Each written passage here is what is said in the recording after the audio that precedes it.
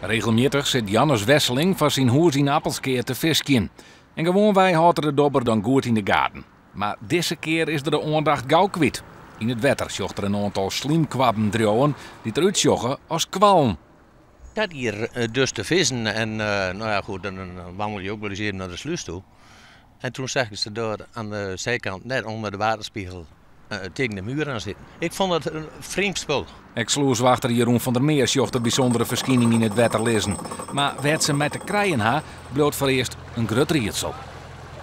Ik zie het eerste denken, ik zei van de circus, want het is een olifantenkeutel. Maar toen ik hem op een kant hier, toen dacht ik dus daadwerkelijk aan een kwal. Van der Meer leidt het verschijnsel voor aan een bioloog. En dan komt er een eind aan het mysterie.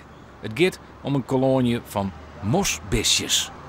Dat is zeg maar uit Noord-Amerika afkomstig.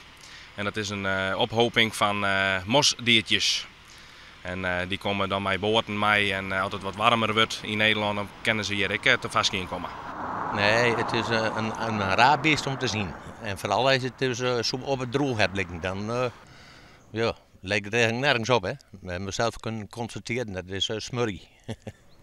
Apart lijkt het wel, maar de mosbisjes binnen net skeerlijk van mens of natuur.